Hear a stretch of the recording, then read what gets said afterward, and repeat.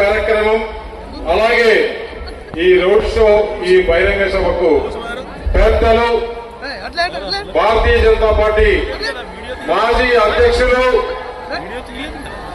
ఉత్తరప్రదేశ్ ముఖ్యమంత్రిగా కేంద్రంలో transport minister గా వ్యవసాయ మంత్రిగా హోంశాఖ మంత్రులుగా ఇప్పుడు రక్షణ శాఖ మంత్రులుగా ఉన్న రాజ్నాథ్ సింగ్ గారికి అనకాపల్లి పార్లమెంటు ప్రజల తరపున స్వాగతం సుస్వాగతం.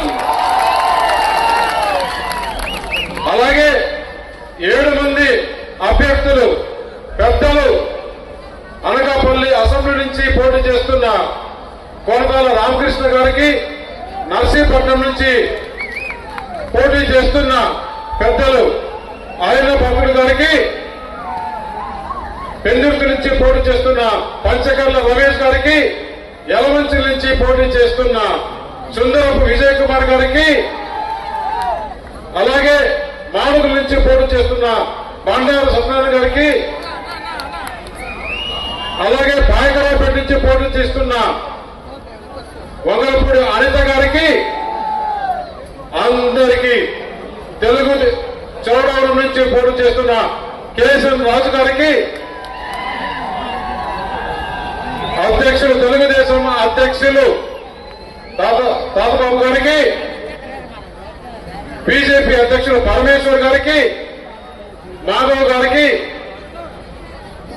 జనసేన అధ్యక్షులు రమేష్ బాబు గారికి, తెలుగుదేశం నాయకులు భారతీయ జనతా పార్టీ నాయకులు పవన్ కళ్యాణ్ గారికి, జనసేన గారికి, అందరికీ మీడియా మిత్రులకి పేరు పేరున నా పాదాభివందనాలు. మనము ఈరోజు ఆంధ్రప్రదేశ్ ప్రభుత్వం చేసిన పాపాల గురించి మాట్లాడుకుందామా, లేదంటే నరేంద్ర మోడీ గారు ఈ దేశానికి చేసిన మేలు గురించి మాట్లాడుకుందామా? మీరే చెప్పాలి.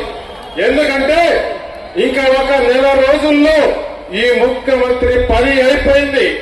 అతను చేసిన పాపాలు, ఘోరాలు, నేరాలు ఆంధ్రప్రదేశ్ ప్రజలు చూశారు. ఏమాత్రం అనుమానం లేదు, ఈ జగన్మోహన్ రెడ్డి ప్రభుత్వం పడిపోతుంది. కూటమి ప్రభుత్వం ల్యాండ్ స్లైడ్ మెజారిటీతో అన్ని ఎమ్మెల్యే పార్లమెంటు స్థానాలు గెలవబోతున్నాయని ఈ సభాముఖంగా మీకు తెలియజేస్తున్నాను. మనం చూసాం, జగన్మోహన్ రెడ్డి అనకాపల్లికి వస్తే ఇక్కడ పోటీ చేస్తున్న ముత్యాల నాయుడిని మాట్లాడించలేదు. అది జగన్మోహన్ రెడ్డి సంస్కారం. ఈ రోజు రాజ్నాథ్ సింగ్ గారు ఇక్కడ పోటీ చేసే అభ్యర్థులని, అసెంబ్లీ అభ్యర్థులని, పార్లమెంటు అభ్యర్థులని మాట్లాడించారంటే అది ఆయన సంస్కారం. జగన్మోహన్ రెడ్డికి ఆ సంస్కారం లేదు. అవునా? ఎందుకంటే ఆ ముత్యాల నాయుడుకు ఇష్టం లేదు ఇక్కడ పోటీ చేసేదానికి. భారతీయ జనతా పార్టీతో పోటీ పడేదానికి, సీఎం రమేష్ తో పోటీ పడేదానికి ముత్యాల నాయుడు భయం. అవునా కదా? మరి అతను మాట్లాడితే అతని ఒరిజినాలిటీ బయట పడుతుందనే ఉద్దేశంతోనే ముఖ్యమంత్రి మాట్లాడనివ్వలేదు. అది ఆయన సంవత్సరానికి వదిలేస్తున్నాం. ఈయన మాట్లాడుతున్నాడు నా గురించి, నాకు అనకాపల్లి గురించి ఏమీ తెలియదంట, ఎన్ని మండలాలు ఉన్నాయో తెలియదంట, ఎంత డెవలప్మెంట్ జరిగిందో తెలియదంట. నేను ఈ సభాముఖంగా చెప్తున్నా, వారి 7 మంది అభ్యర్థులు పోటీ చేసే 7 మంది అసెంబ్లీ అభ్యర్థులు ముత్యాల నాయుడు, నువ్వు కావాలంటే ఇంకా సజ్జల రామకృష్ణారెడ్డినో, విజయసాయి రెడ్డినో, లేదంటే సుబ్బారెడ్డినో అందరూ తీసుకొని వచ్చేయండి. నేను ఒక్కడిని వస్తా. మీడియా తరఫున మీడియా దగ్గర కూర్చొని నీకు నాకు పబ్లిక్ గా డిబేట్ చేసుకుందాం. అనకాపల్లి ప్రజలకు ఈ రోజు మీరు చేసిన అన్యాయం ఏంటి? నేను వస్తే ఏం మేలు జరుగుతుంది ఈ అనకాపల్లి పార్లమెంటుకు? ఎందుకంటే ఈ రోజు రాజ్నాథ్ సింగ్ గారు వచ్చారంటే మీరు అర్థం చేసుకోండి, మన ప్రధానమంత్రి నరేంద్ర మోడీ గారు ఈ అనకాపల్లి పైన ఎంత సీరియస్ గా ఉన్నారో రేపు మళ్ళీ 3-4 తారీఖుల్లో ప్రధానమంత్రి కూడా అనకాపల్లికి వస్తున్నారంటే రేపు భారతదేశంలో కొత్త ప్రభుత్వం వచ్చిన తర్వాత ఏ పథకం వచ్చినా పెద్దలు రాజ్నాథ్ సింగ్ గారు ఉన్నారు, అమిత్ షా గారు ఉన్నారు, ప్రధానమంత్రి ఉన్నారు.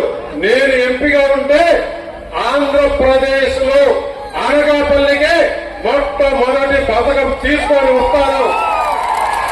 ఈ ప్రాంతంలో యువత 18 సంవత్సరాల నుంచి 40 సంవత్సరాల వరకు ఉండేవాళ్ళు ఎక్కువగా ఉన్నారు. వారికి ఏ అవకాశాలు లేవు, ఉద్యోగాలు రావట్లేదు. ఈ జగన్మోహన్ రెడ్డి ఆంధ్రప్రదేశ్ ప్రభుత్వంలో 5 సంవత్సరాల్లో ఒక్క ఉద్యోగం ఇవ్వలేదు. ఈ రోజు టీచర్ పోస్టులు ఖాళీ ఉన్నాయి, ప్రభుత్వ పోస్టులు ఖాళీ ఉన్నాయి, ఒక్కటి కూడా ఫిల్ చేయలేదు. అలాగే పరిశ్రమలు వస్తే యువతకు ఉద్యోగాలు వస్తాయి. పరిశ్రమలు రావాలంటే ఆంధ్రప్రదేశ్ లో ఎన్డీఏ కూటమి రావాలి. ఏదైతే పవన్ కళ్యాణ్ గారు కోరుకున్నారో ఈ కూటమి కావాలని ఆయన కోరుకున్నట్లు ఈ రోజు కూటమైంది. మంచి అడ్మినిస్ట్రేటర్ చంద్రబాబు నాయుడు గారు ముఖ్యమంత్రి అవుతారు, పవన్ కళ్యాణ్ గారు ఈ ప్రభుత్వాన్ని నడిపిస్తారు. అలాగే ముచ్చటగా 3వసారి ప్రధానమంత్రి గారు ప్రమాణ స్వీకారం చేస్తారు. అప్పుడు ఆంధ్రప్రదేశ్ కు డెవలప్మెంట్ డబుల్ ఇంజిన్ సర్కార్ వస్తుంది. అప్పుడు ఆంధ్రప్రదేశ్ లో డెవలప్మెంట్ అయి తీరుతుంది. ఇక్కడ యువతకు, మహిళలకు అందరికీ ఉద్యోగ అవకాశాలు వస్తాయి. ఒక పక్క డబుల్ ఇంజిన్ సర్కార్ అంటే ఏంటి? డబుల్ ఇంజిన్ సర్కార్ అంటే సంక్షేమం ఒక ఇంజను, డెవలప్మెంట్ ఒక ఇంజను. ఈ 2 ఇంజన్లు ఉంటే ఆంధ్రప్రదేశ్ ఆర్థికంగా అభివృద్ధి చెందితే సంక్షేమ పథకాలు ఇస్తారు. అప్పులు చేసి కాదు సుమా. ఇంకొకటి చెప్తున్నాను, ఈ ముఖ్యమంత్రి కొత్తగా టైటిల్ యాక్ట్ ని ఒకటి తెచ్చాడు.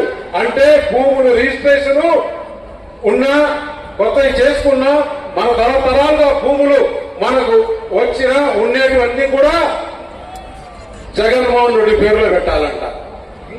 ఎందుకంటే ఈయన ప్రభుత్వ ఆస్తులన్నీ తాకట్టు పెట్టి అప్పులు తెచ్చాడు. మనం తాతలు ముత్తాతలు ఇచ్చిన ఆస్తి మనం అప్లై చేసుకోకుంటే 3 నెలల్లో అది ప్రభుత్వ స్వాధీనం అవుతుందంట. అది ప్రభుత్వ స్వాధీనం అయితే దాన్ని పొదవ పెట్టి ఈయన అప్పులు తీసుకొని వచ్చేదానికి ఆయన వేసిన ప్లాన్ ఎంత మూర్ఖంగా, ఎంత దోపిడీదారితనం ఉందో ఒక్కసారి ఆలోచన చేయాలని చెప్పేసి మీకు తెలియజేస్తున్నాను. ఎందుకంటే ఇంకా పెద్దలు రాజ్నాథ్ సింగ్ గారు మాట్లాడాలి. నేను ఒక్కటే రాజ్నాథ్ సింగ్ ని I'm requesting Rajnath ji sir, हम इधर एनडीए जीते तो मोदी जी प्रधानमंत्री हो जाएगा, वो जगनमोहन रेड्डी एमपी जीते तो क्या करेगा सर? किसको मदद करेगा? ये जवाब जगनमोहन रेड्डी लोगों को देना। हम जीते तो प्रधानमंत्री की सपोर्ट करेगा एक कूटमी, तेलुगुदेशम, जनसेना, बीजेपी है तो ये एनडीए लोग जीते तो हम प्रधानमंत्री नरेंद्र मोदी हो जाएगा। आपको कौन किसको सपोर्ट करेगा? बोलो ना, लोगों को बोलो, बोलने के बाद वोट पूछो। सर, ఇది జగన్మోహన్ రెడ్డి మనము కూడలి గెలిస్తే ప్రధానమంత్రి నరేంద్ర మోడీ గారు అవుతారు. ఆయన గెలిస్తే, వాళ్ళ ఎంపీలు గెలిస్తే ఎవరికి సపోర్ట్ చేస్తాడు కేంద్రంలో అని చెప్పి నువ్వు పార్లమెంట్ ఓటు అడగాలని చెప్పేసి నేను ఈ సభాముఖంగా తెలియజేస్తున్నా. ఒకటి చెప్తున్నా, నేను ఒక్క అవకాశం అనకాపల్లి సీఎం రమేష్ అంటే ఏంటో చేసి చూపిస్తాను. ఎందుకంటే నాకు భారతీయ జనతా పార్టీలో పెద్దలు అందరూ తెలుసు, ఎనీ కార్పొరేషన్ ఎండీలు కానీ సెక్రటరీస్ కానీ అందరూ తెలుసు ఏ విధంగా చేస్తే అనకాపల్లి అభివృద్ధి అవుతుందో తెలిసిన వాడిని. కాబట్టి మీరు అందరూ భారీ మెజారిటీతో ఫస్ట్ మొదటి ఓటు కమలం గుర్తుకి ఇస్తారు. ఆ కమలం గుర్తుకి మీరు ఓటు వేయాలి. అలాగే ఇక్కడ రామకృష్ణ గారు పెద్దలు, చాలా నిజాయితీ పరులు, ఆయనకి జనసేన పార్టీ నుంచి ఓటు వేసి గెలిపిస్తే రామకృష్ణ గారు గెలుస్తారు. పవన్ కళ్యాణ్ గారు ఏదైతే కలలు కన్నారో ఈ కూటమి విజయం సాధించాలని ఆయన కలలు మీరు నిజం చేసిన వారైతారు. అలాగే ఇక్కడ మిగతా అభ్యర్థులందరూ కూడా కొన్ని చోట్ల సైకిల్ గుర్తులున్నాయి, కొన్ని చోట్ల గ్లాస్ గుర్తులున్నాయి. వాళ్ళందరినీ గెలిస్తే చంద్రబాబు నాయుడు గారు ముఖ్యమంత్రి అవుతారు. ఏదైతే మన ప్రధానమంత్రి నరేంద్ర మోడీ గారు డబుల్ ఇంజిన్ సర్కార్ రావాలని ఆ రోజు చిలుకలూరుపేటలో చెప్పాడు. అది చేసి తీరుతుంది. మీరు కూడా ఈ 15 రోజులు నిద్రపోకుండా కష్టపడి పనిచేసి మీకు కనపడేదల్లా ఒక కంటిలో కమలం, ఇంకో కంటిలో సైకిల్, ఇంకో కంటిలో గ్లాసు, ఇవే తప్పితే వేరేది కనపడకుండా మీరు ఈ 15 రోజులు పనిచేసి మీరు అతి భారీ మెజారిటీతో గెలిపిస్తే కేంద్రంలో అనకాపల్లి ఏ అభివృద్ధి కావాలన్నా నేను గట్టిగా మీ తరఫున పోరాడి సాధిస్తానని చెప్పేసి తెలియజేస్తూ ఈ అవకాశం ఇచ్చిన పెద్దలకి ధన్యవాదాలు చేస్తూ ఒకసారి నరేంద్ర మోడీ